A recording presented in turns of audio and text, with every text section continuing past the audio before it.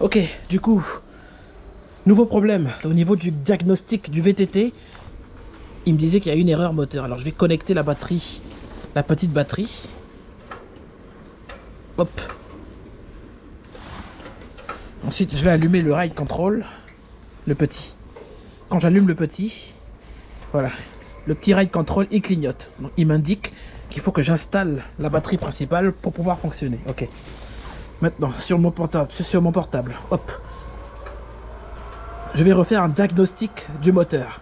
Mon vélo n'est plus garanti, hein, donc plus de garantie, donc du coup je suis obligé de me débrouiller. Hein. C'est pour ça que je l'ai ouvert. S'il était toujours garanti, j'allais voilà, contacter Giant. Mais bon, comme il n'est plus garanti, bah tant pis. Quand c'est plus garanti, c'est pour ta gueule, ok? Alors qu'est-ce que je disais? Je connecte la batterie du ride control. J'allume le VTT. Enfin, le ride control. Au départ, je pensais que c'était le ride control en fait qui marchait pas. Parce que j'ai laissé le vélo à l'extérieur, il pleuvait, donc peut-être que l'eau a peut-être court-circuité le ride control. Donc au départ, j'ai voulu démonter le ride control, mais en fait, ce qui est bien avec le Giant, pardon, c'est qu'il peut me faire un diagnostic moteur. Alors même s'il n'y a pas la batterie, cette batterie-là, en fait, elle fait office de fonctionnement, de premier fonctionnement, mais je ne peux pas rouler avec la batterie. Dans ma précédente vidéo, je tentais de faire marcher le petit range extender là qui ne fonctionnait pas. Donc lui, je pense qu'il est mort. Ok. Donc il clignote bien. Donc il m'indique qu'il faut que j'installe la batterie principale. Donc j'ai 100% ici. Je rentre dans les paramètres de l'e-bike. Ok. Vérification du système, ça c'est bien ça. Ça permet de... Analyse. Écran ride control, on est ok. Moteur SynDrive Pro, enfin SynDrive. Tac tac. Programmé. Batterie énergie pack, bon là normal, il va pas prendre en charge ma batterie. Ok, donc je pense que déjà la petite batterie là elle est en défaut. À mon avis elle est en défaut. Ça me crée plus des problèmes qu'autre chose. Bon, je vais pas prononcer de gros mots là sur ce coup. Hop, on va la dégager.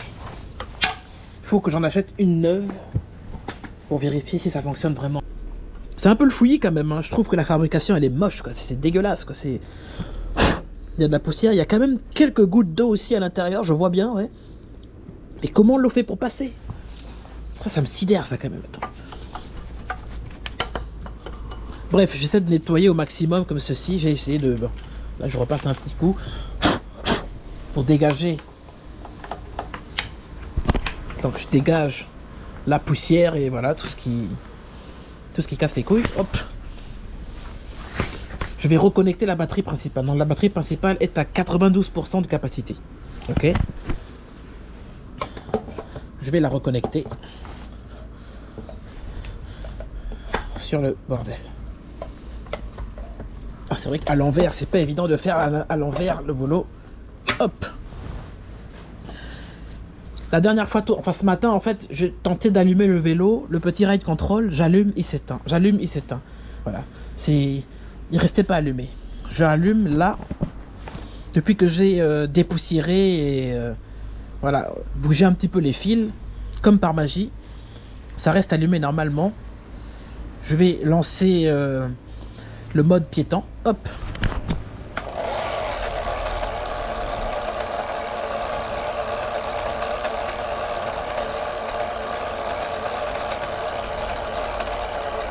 Ça fonctionne. Je vais renforcer en fait avec du ruban adhésif tous les câbles. Donc mettre du ruban adhésif sur toutes les entrées ici. Faire un renforcement parce que j'ai mon ruban adhésif. Je dois l'avoir quelque part là. Bref. Ok. Je refais du coup un nouveau diagnostic avec la batterie, le range extender qui est retiré du système.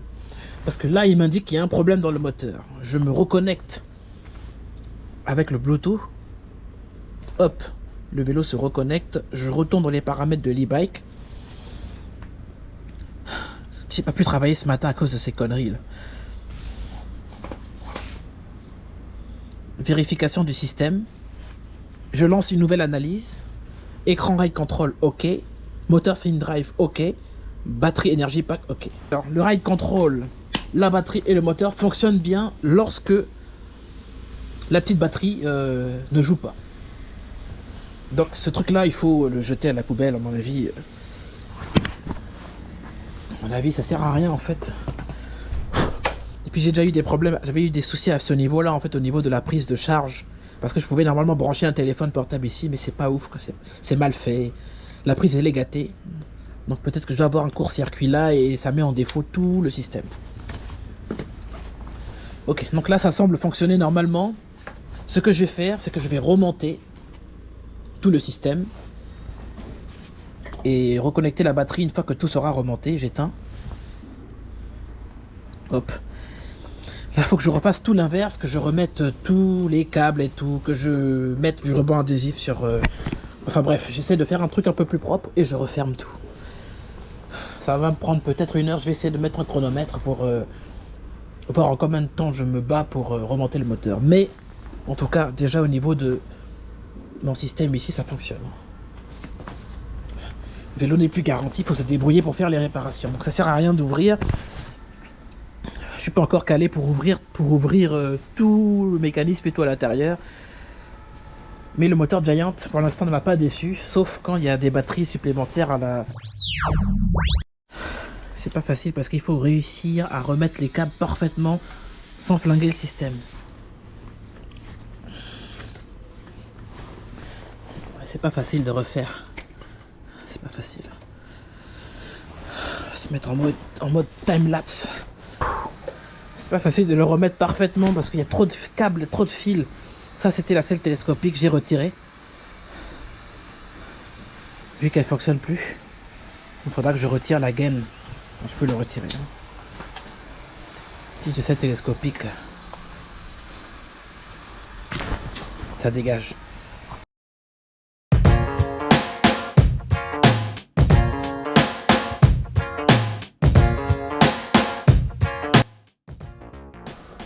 Je remonte les langues vis.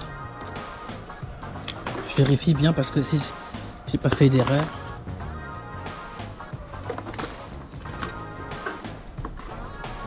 Ah, si j'ai peut-être fait une erreur ici, attends, fais gaffe.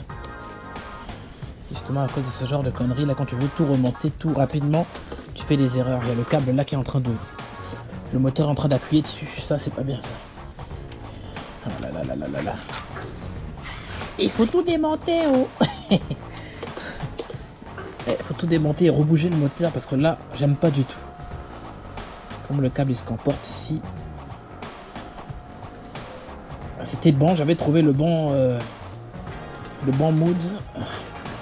Et on fait gaffe et on va doucement. Parce qu'après sinon c'est des problèmes inutiles en fait. Je vais créer d'autres problèmes. Plus de problèmes qu'autre chose. Il y a 3 vis principales. Je peux pas dire 3 vis principaux, c'est pas possible. Hein. Bon, ça va, ça va. L'essentiel c'est qu'on me comprenne. 3 vis principales qui soutiennent notre moteur. On a ce câble là, hop. C'est sûrement le capteur de vitesse en fait. Ouais, c'est sûrement le capteur. Parce que le câble du frein il passe en fait là dans l'intérieur ici. Hop hop. Et là tu as le câble du capteur de vitesse. Donc ce câble là, il est là comme ça, mais quand je...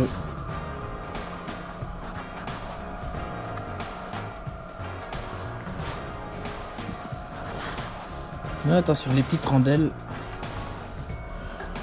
pas les perdre. Lève le moteur, lève-le. Attends, je suis obligé, hein, c'est pas le choix. Là, faut pas qu'il appuie sur le moteur, voilà. Faut pas qu'il appuie sur le moteur, voilà. Voilà. Là, il passe bien, il passe crème. Est-ce que je devrais mettre de la graisse? Ouais, je vais essayer de mettre de la graisse. Sur ma visserie. Hop.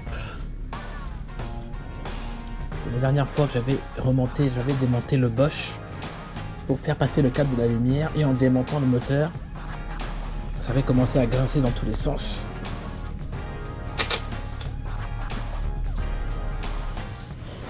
Quand ça commence à grincer, faut tout démonter et regresser.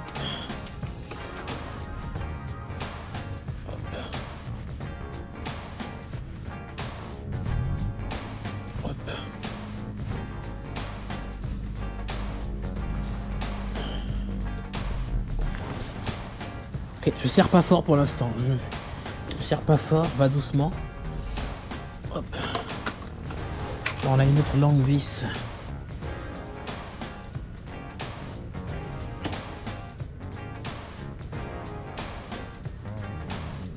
Je la graisse aussi.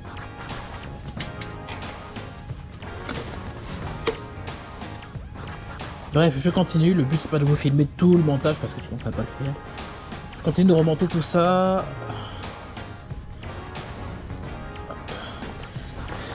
Ça c'est le câble de verre.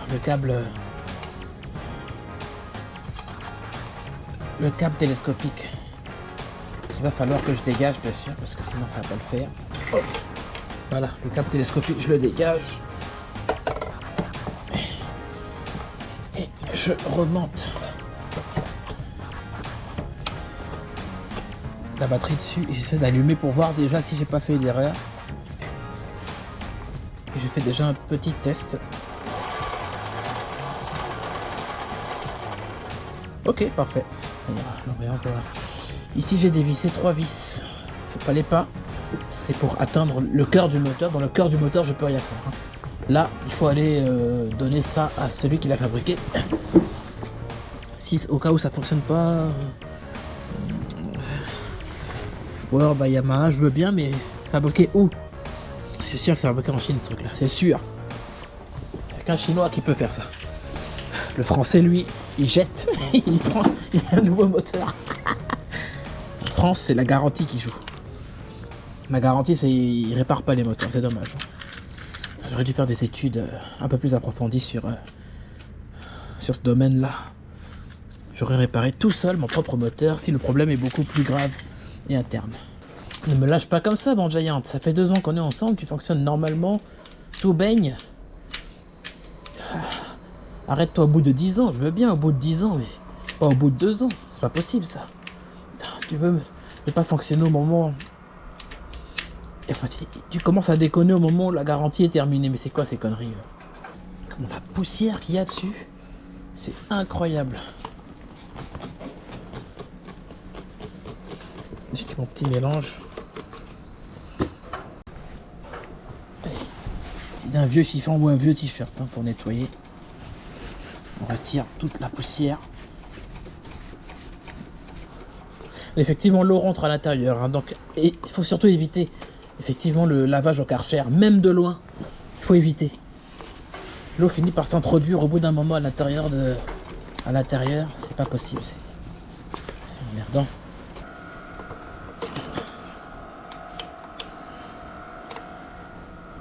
Hop. C'est bon. J'ai pas de clé dynamométrique, donc du coup je fais un renfort simple. Ceci. C'est bon.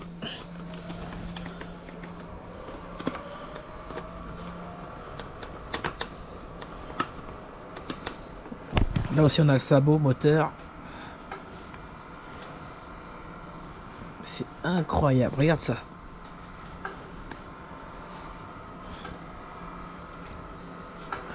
Incroyable. Je suis vraiment épaté par la boue et la poussière qui s'infiltre en fait à l'intérieur, c'est abusé. Tu penses que c'est super étanche et tout, que ça résiste à l'eau, mais en fait non. À chaque fois qu'il pleut, ça fait toujours ça.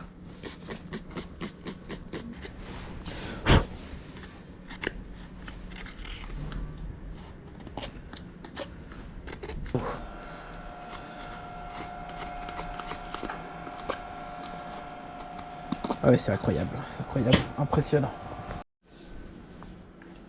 Et le sabot moteur.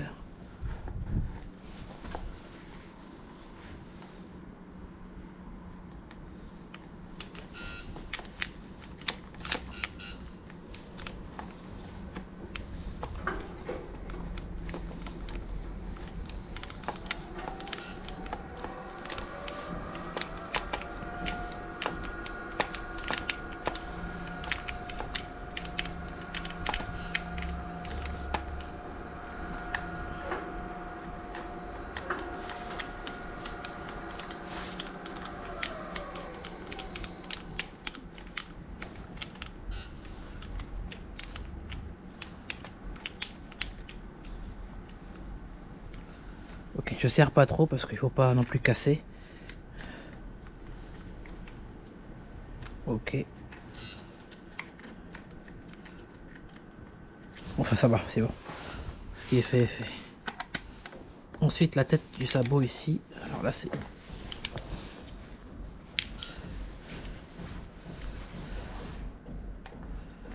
Non, c'est pas le bon. Est-ce que tu... Yes, c'est toi. Ok, c'est bon, j'ai remonté le moteur. Je pense pas avoir fait du... Ça va, j'ai fait quand même du bon boulot, ça va, c'est propre. J'ai juste oublié une vis ici, mais c'est pas grave. Hop, j'allume pour vérifier. Alors, depuis ce matin, il est quelle heure là? Il est... Hop. 15h. Depuis 11h, je suis dessus. J'allume le moteur. Tout s'allume parfaitement. Assistance à 6 km/h. Yes, ça marche. Ouh. Heureusement, je suis un bon bricoleur. Heureusement. Il ne reste plus qu'à faire fonctionner. Donc soit c'est l'eau qui a déconné, qui a fait déconner le bordel. À mon avis, c'est que l'eau qui l'a fait déconner.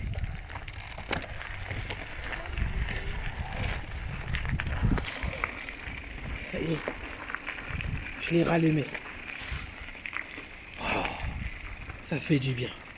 Putain, j'étais triste. La tristesse était en train de m'envahir depuis ce matin. Je me suis dit, c'est pas possible. Tout ça à cause de ce temps de merde, là, regardez. C'est nuageux, il fait que pleuvoir. Tout fonctionne normalement. Bon, maintenant on va se rendre dans les paramètres du vélo pour vérifier. On se retrouve du coup en interne. Mais ça marche, comme sur les roulettes. Et les gars, cette fois on se retrouve en interne, dans le téléphone directement, et on va regarder, se connecter à notre e-bike et vérifier le moteur.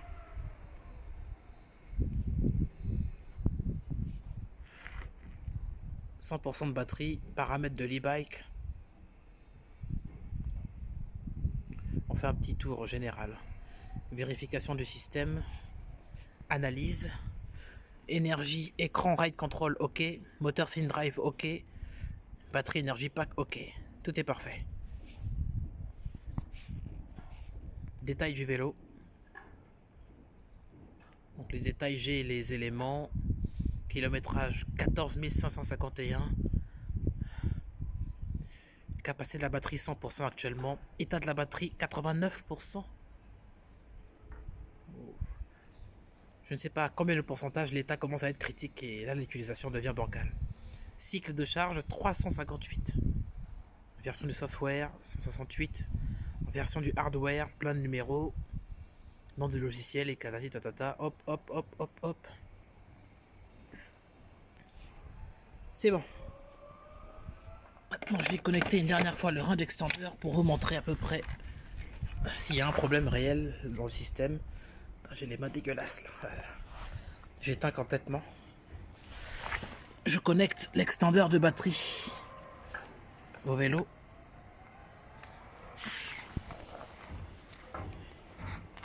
Et au moment d'allumer, ça marche pas.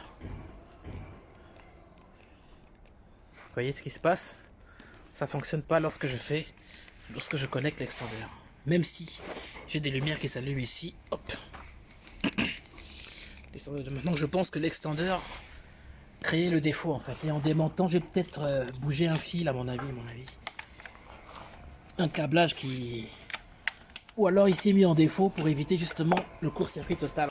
Le petit extender de batterie, les 250 watts supplémentaires que j'avais, ne fonctionne pas. Donc on va arrêter de le brancher sur le VTT, sur notre Giant. L'extender est complètement déconnecté. J'essaie d'allumer le vélo.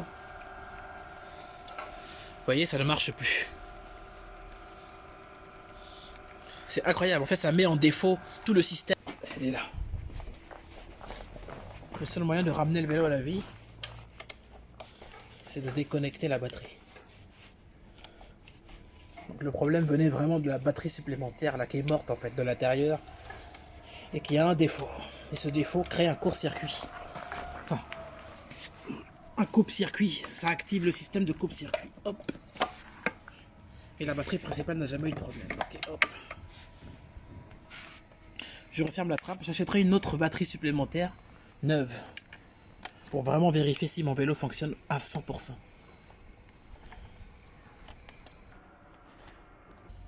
S'il y a des personnes qui ont déjà vécu ce genre de problème là, franchement, dites-moi en commentaire. Pour moi, c'est tout pour cette vidéo. Le vélo fonctionne normalement. Je peux attaquer le boulot ce soir. J'ai d'autres vélos, mais je veux absolument travailler avec celui-là. Et puis, il faut que je roule avec une bonne soirée jusqu'au déchargement pour bien vérifier qu'il n'y a aucun problème. Mais au niveau des câbles, quelques éléments de poussière sur les câbles. Donc, à l'intérieur, j'ai essayé de mettre du ruban adhésif sur certains câbles volatiles. Et voilà quoi. Merci d'avoir visionné cette vidéo. N'hésitez pas à vous abonner à la chaîne YouTube Alan Bikes. Et moi, je vous dis à la prochaine vidéo. Merci.